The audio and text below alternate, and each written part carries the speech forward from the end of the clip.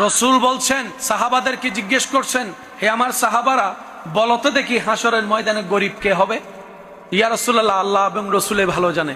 নবী বলছেন, সেই সমস্ত বান্দারা হাসরের ময়দানে সবচেয়ে গরিব হবে যারা জান্নাত পাওয়ার জন্য, হাসরে বাঁচার জন্য দুনিয়াতে অনেক পরিশ্রম করে নেক আমল করেছিল, কিন্তু হাসরের ময়দানে গিয়ে তাদের নেক আমল তাদের কোনো কাজে আসবে না।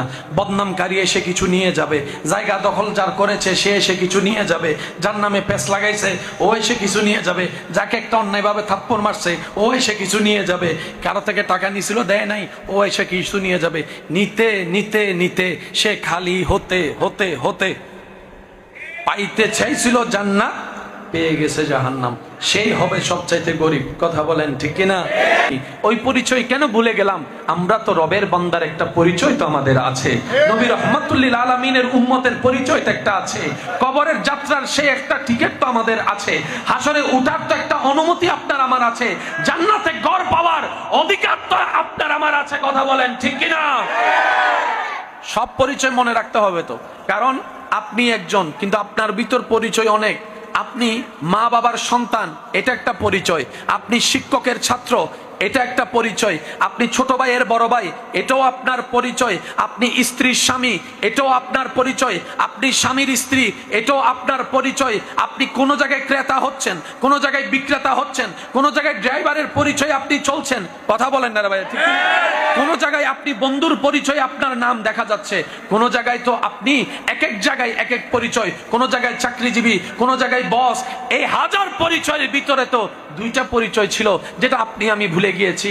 আমরা তো রবের বান্দার একটা পরিচয় ছিল, নবী রাহমাতুল লিল আলামিনের উম্মতের একটা পরিচয় ছিল। মনে রাখবেন ভাইয়েরা, জেনে রাখবেন, হাজার পরিচয়ের দায়িত্বকে পিছনে ফেলে রবের বান্দা নবী রাহমাতুল লিল আলামিনের উম্মতের এই দুই পরিচয়ের যে ওয়াফাদারিত্ব বরাবর করতে পারবে, ফিদ দুনিয়া হাসানাতাও ওয়া ফিল আখিরাতি হাসানা, দুনিয়ার ইজ্জত তার জন্য, আখিরাতের শান্তিও তার জন্য। সুবহানাল্লাহ। আপনাদের থেকে একটা রায় নিতে চাই, যার যেটা মন চায় সেটা উত্তর দিবেন। বাবা হিসেবে আমাদের দায়িত্ব আছে, শুনি নাই? আছে। সন্তান হিসেবে কর্তব্য আছে, বড় ভাই হিসেবে একটা জিম্মাদারি আছে, স্বামী হিসেবে একটা কর্তব্য আছে। একদিন যখন নিঃশ্বাস বন্ধ হয়ে যাবে, মা বলবে যে সন্তান চিনি না, স্ত্রী বলবে যে বাঘটা পাইলে ভালো হতো, সন্তান বলবে যে লাশটা থাকুক, আগে বাঘটা করে নি, দোকানদারের ক্রেতা বিক্রেতা বলবে যে তার কাছে পাওনা ছিল, যতক্ষণ পাওনা দিবে না খাট যেতে পারবে না। একটু সবাই বলি খাট যেতে পারবে, খাট যেতে পারবে, খাট যেতে পারবে। বন্ধু বলবে বন্ধু আহারে, বন্ধুটা ছিল কত আপন কত আদরের, 3 দিন 4 দিন 5 দিন 7 দিন পরে মনটা খারাপ থাকলে তো আর জীবন চলবে না, সংসার চলবে না, চাকরি চলবে না। আরেকজন এসে মাথায় হাত দিয়ে বলবে যার মাল ওনার কাছে চলে গেছে, মন খারাপ করলেও আসবে না, সে বন্ধুও স্বাভাবিক হয়ে যাবে। কথা বলেন ঠিক কিনা? হাজার পরিচয় ভুলে যাবে আপনাকে আমাকে, কিন্তু যেই দুইটা পরিচয়কে কখনো মূল্যায়ন দিই নাই আপনি আমি দুর্ভাগ্যবশত, ওই দুইটা পরিচয় যখন দেখবেন কবরে গিয়ে চোখটা খুলবেন, চতুর্দিকে অন্ধকার, মাটি যখন চাপবে, ভয়ে যখন অন্তর কেঁপে উঠবে, এক একটা বড় বড় ভয়ানক আওয়াজ যখন আপনার শরীরকে ভূমিকম্পের মতো কম্পিত করবে, যখন প্রশ্নকারী প্রশ্ন করার জন্য আসবে, ভয়ানক চেহারা নিয়ে, নীল চোখ বর্ণ নিয়ে, যখন লম্বা লম্বা নুকওয়ালা চুল আওলা ঝাওলা বিকৃত একটা ভয়ানক চেহারা নিয়ে যখন এসে প্রশ্ন করবে, মান রাব্বুকা, সুবহানাল্লাহ একটু বলি। পরিচয় মনে রেখেছিলাম যেগুলা, এগুলার কোনো প্রশ্নই নেই, সেই পরিচয়ের কথা জিজ্ঞেস করছে যেটা কখনো মনে রাখার চেষ্টা করি নাই। এই কান হাজারবার শুনেছে হাইয়া আলাস সালাহ, কিন্তু পা আপনার আমার সামনের দিকে যাই নাই।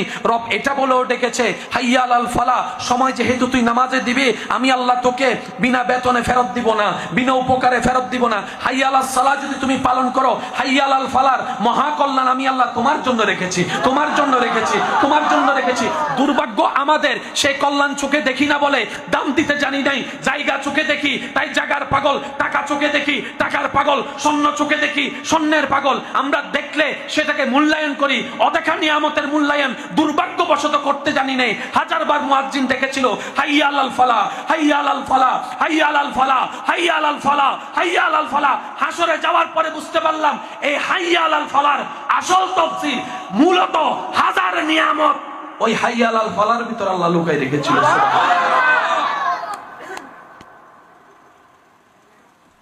আমি আমার কথা বলছি, আমি আপনার কথা বলছি না।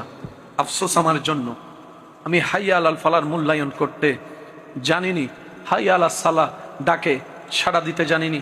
তাই আমার ভালোবাসার মানুষের কাছে আমি আবদার রেখে একটা কথা বলি, কখনো রবের কাছে দোয়া করে যদি দোয়া পূরণ না হয়, আশা পূরণ না হয়, ইচ্ছা পূরণ না হয়, কখনো রবের সাথে রাগ দেখাতে যাবেন না, অভিমান করতে যাবেন না। তখন নিজেকে দোষারোপ করে বলবেন, আরে আমার ডাকে উনি সাড়া দিচ্ছে না, আমি তো সেরকম গাদা, আমি তো সে অপদার্থ, হাজারবার হাইয়া আলাস সালা শুনে আমিও তো রবের ডাকে হাজারবার সাড়া দিই নাই, হাজারবার সাড়া দিই নাই। জমিনটা উনার, আমি ভাড়াটিয়ার মতো থাকি, মালিক হয়েও তো উনি আমাকে গাড় ধাক্কা দিয়ে বের করে দেয় নাই, বরং নামাজ না পড়লেও ঘুম থেকে ওঠার আগে ফজরের নাস্তা রিজিক দিয়ে দিয়েছেন। সুবহানাল্লাহ।